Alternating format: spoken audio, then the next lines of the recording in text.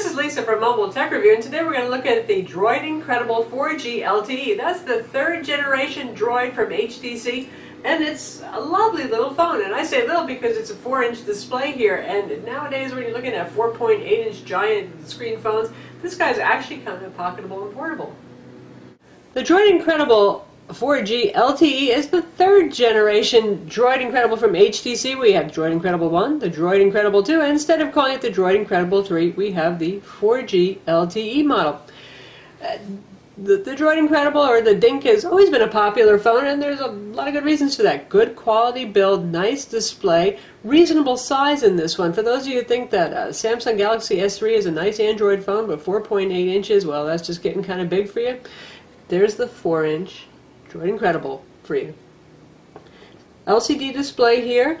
QHD resolution. We're not going up to full 720p, but that's because, well, it's 4 inches and things do get kind of tiny. So you're looking at 960 by 540 pixels. Same as the Motorola Droid Razr and Razr Max in terms of resolution. Got your capacitive buttons here. We're running Ice Cream Sandwich OS 4.0 with HTC Sense 4 software. I like what HTC's done with the Sense software a lot, and we'll talk about that in detail. And on the back we have that distinctive waterfall finish that we've seen in all of HTC's Droid Incredible line. Kind of the sculpted back gives it an interesting look. A little texture here makes it more grippy. Soft touch finish feels good. Red ring around the lens to jazz things up a little bit. You got an 8 megapixel camera here with a backside illuminated sensor. No dedicated imaging chip like we have on the HTC One X. Too bad Verizon didn't want to pick up the One X, but this is their own interpretation, shall we say, of the One X. It brings a lot of the goodness of the new One series over to Verizon. Got our flash here, a little shiny corner just for some visual interest. Red power button, doesn't rattle. Easy to press, but not too easy to press. That means accidental button presses aren't a problem. Up here we have our 3.5mm headphone jack, microphone hole. It's your volume rocker here on the side. This is the little pull spot to take the back cover off. Yes, you can remove the back cover. Sealed phones are becoming more and more common, like the One X and the Razr again. You can open this guy up. We'll show you that in a minute. Here's your micro USB port on the side. And we've got our Beats Audio logo down here, since this does have Beats Audio. And that works with any headphones, by the way. You don't have to have Beats headphones to take advantage of that audio enhancement, and it does work for headphones, not for the built-in speaker. Let's take a look inside. First thing to notice here is it's pretty easy to take this back on and off. It's nice. Some phones lately, boy, it's been a real wrestling match to get them on and off. Comes off easily. That's what the inside of the cover looks like. We've got some contacts right up here. This should probably be the NFC plate, maybe, or it could be an anti-interference plate. And this is the micro SD card slot. It does not come with a card. It's up to you to put one in there if you want. Has 8 gigs of internal storage. And this is where our 1700 milliamp battery lives. Obviously user replaceable and swappable. And now for size comparison, we've got several popular phones lined up together so you can see how small this guy is. Of course, the iPhone is only 3.5 inches, so it is going to be the smallest, but you can see that the Droid Incredible is not so much bigger, really. If we put one on top of the other, not so much of a size difference. And here we've got the Droid Razr, 4.3-inch display. Pretty big phone overall, though. It kind of dwarfs the Droid Incredible 4G LTE. And here's the HTC One X, 4.7-inch display on AT&T. So yes, for those of you who just hate giant phones, this is probably the phone for you, though. Let's put it this way, 4 inches really still isn't that teeny because it's still a little bit bigger than the iPhone, which is the small guy on the block these days. Now that we looked at the outside, how about the inside? As you can see here, we've got the usual HTC flip clock. That's a part of the HTC Sense 4.0 software, which does a decent job of letting Ice Cream Sandwich, Android OS 4.0, shine through. You don't have a menu button down here because ICS goes for the buttonless approach, so you're going to get to your settings by swiping down. You can see your notifications, and you can hit settings right here to get to all of your settings. And as usual, it's Sense 4. HTC is customized. I think they made it look pretty nice. Colorful icons over here. Everything's clear and easy to read. A little bit more exciting maybe than the white on black or blue on black kind of interface.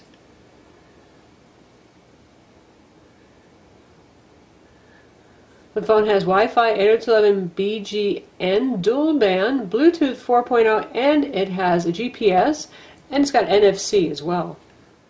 We've got our quick launch strip here, and also if you put the phone to sleep, you're going to get that usual HTC ring. You can drag up an application to launch it while you're unlocking the phone at the same time. Pretty convenient. Samsung has copied that in the Galaxy S3, as a matter of fact, with their TouchWiz software. And if you want to get to all your applications, you just tap right there, and there's your grid of all your apps.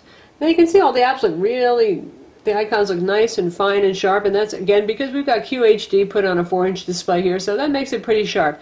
This is a Super LCD display, not a Super LCD 2, so it doesn't look quite as stunning in terms of eye-popping color and brightness as, say, the HTC One X does, but still a very nice display.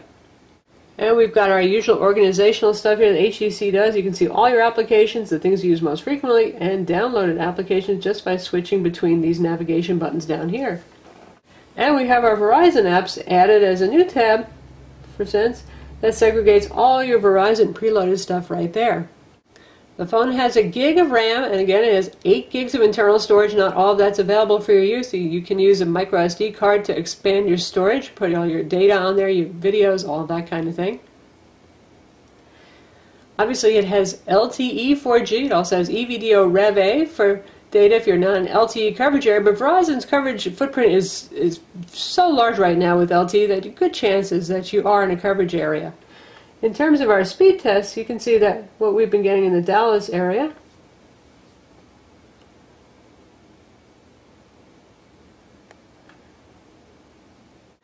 Good speeds right there.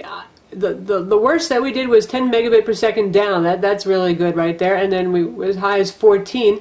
And obviously upload speeds are doing pretty well too, upper 9s and sometimes even faster. And ping times are reasonably good. Not as fast as we see on AT&T's LTE network some of the time, but I think that Verizon has a lot more users right now on their LTE network since it's so well built out and they have so many LTE phones available for sale.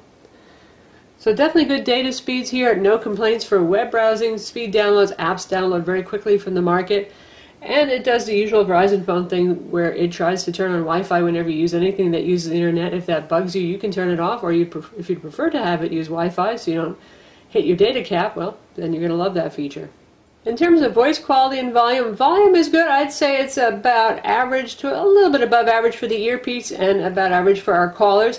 Voice sounded clear, but it sounded a bit digitized on both ends as well, and we had a pretty good signal when that was happening, so I think that probably just is the way it is. And we noticed the same thing with the HTC Resound. It sounds like the DSP is maybe a little bit overactive. Again, it's not unintelligible, it's not a terrible problem, but it's not landline clear. Decent, pretty good though. And you can see what the dialer looks like here. This is HTC's customized dialer. We've got a quick shortcut to the phone, to our contacts, to groups, so on, and nice big easy to use buttons and options to switch to speakerphone. You can also control things like your Bluetooth headset and all that. One nice thing about HTC Sense software, say you've got a meeting appointment for a dialing conference call or something like that. It just happened to me and I really appreciated the software.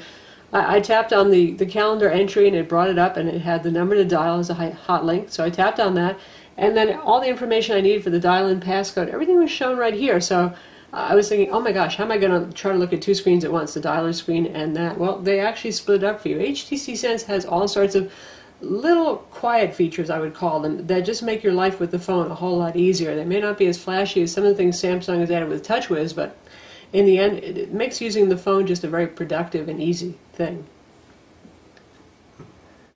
In terms of performance, we have a 1.2 gigahertz Qualcomm Snapdragon S4. It's a Crate CPU, 4th generation. Now that 1.2 gigahertz CPU is obviously underclocked a little bit compared to the 1.5 gigahertz CPU we see in a lot of other current smartphones, and I don't know why it's underclocked really, but performance is still very fast. These phones are faster, honestly, right now than any software you can throw at them or any task. They're overkill. That's great for future-proofing, but right now I don't think you're going to feel the difference between 1.2 and 1.5 gigahertz.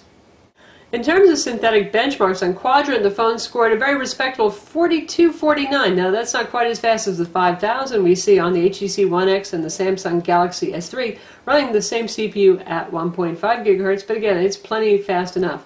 On 2.2 score was 5965.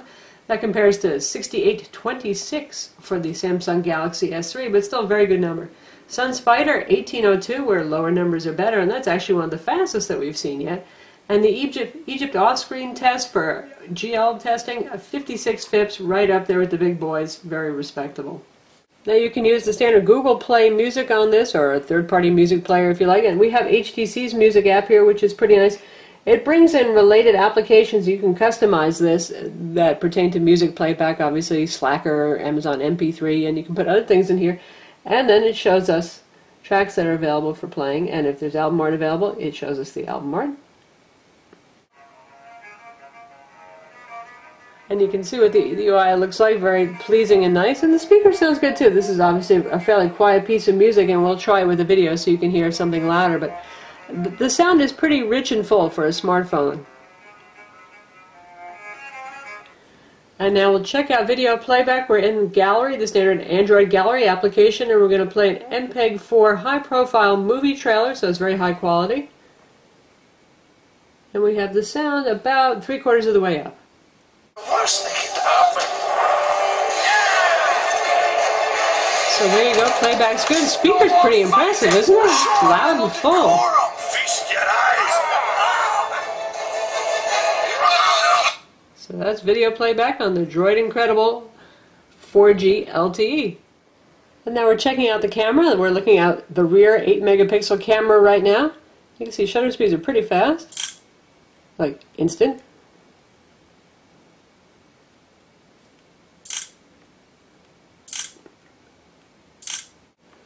And if you want to shoot video, you simply do that, and it immediately starts recording video. That's a new HTC thing, and as you can see, we've got a shutter button here, so you can take pictures, and there they are appearing just like that very quickly while you're shooting video, which is pretty cool, and we're shooting 1080p video. If you want to check out our pictures, and our videos. And it immediately starts recording video. There's our video. Thing, and as you can see, we've got a shutter button here.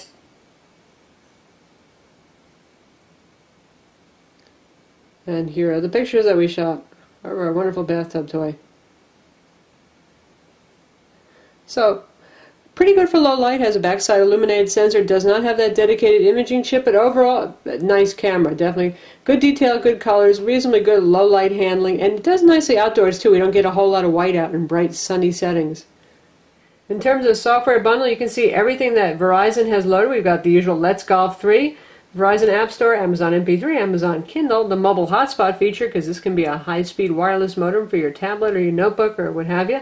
My Verizon Mobile to manage your account, NFL Mobile, Real Racing 2, Slacker Radio, Slingbox, VCast Tones, Verizon Video, Voicemail, and VZ Navigator on board. And besides that, we have all the usual HTC applications and standard Google Android applications on board too. Alright, now we're going to test out gaming. We've got EA's Real Racing 2 here.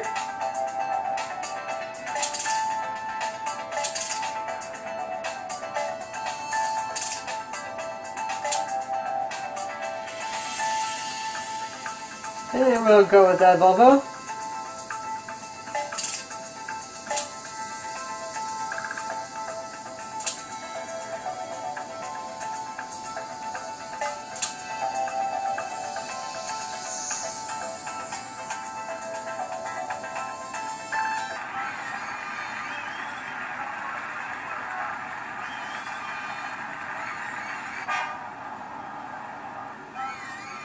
Green is nice and colorful for this kind of game.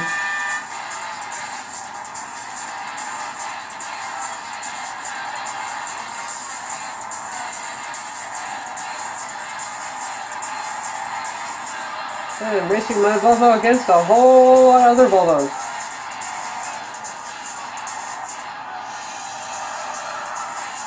Plays smoothly, graphics look nice, sound is obviously loud and clear.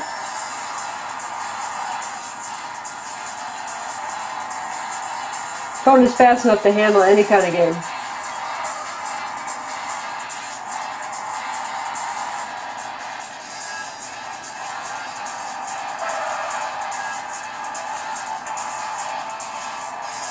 LTE phones on Verizon haven't always done so well with battery life, but There have been a lot of improvements. The Qualcomm S4 CPU is very power frugal, and also Qualcomm makes a very good radio chipset that handles the switch between LTE and 3G pretty well without destroying your power. So we've actually found that we can make it through the day with one single 1700 milliamp battery, no problem on a charge in our LTE coverage area. So that's pretty good. Definitely progress there, and a good selling point. So that's the Droid Incredible 4G LTE by HTC, the third generation HTC Droid for Verizon Wireless. It's available now. It's $199 with contract, though right now Verizon has a web sale going on and it's $149 with contract. And obviously the biggest competition it's going to have right now is the Samsung Galaxy S3 that just came out, which is the same price. Bigger phone, bigger display, lots of nice features there, also very tempting. So really what it comes down to with this phone is your preference for HTC Sense versus Samsung TouchWiz and the size of the phone. If you don't like a big phone, well then obviously the Incredible has an advantage there. I'm Lisa from Mobile Tech Review. Visit our website to read the full review of the Droid Incredible 4G LTE, and don't forget to subscribe to our YouTube channel.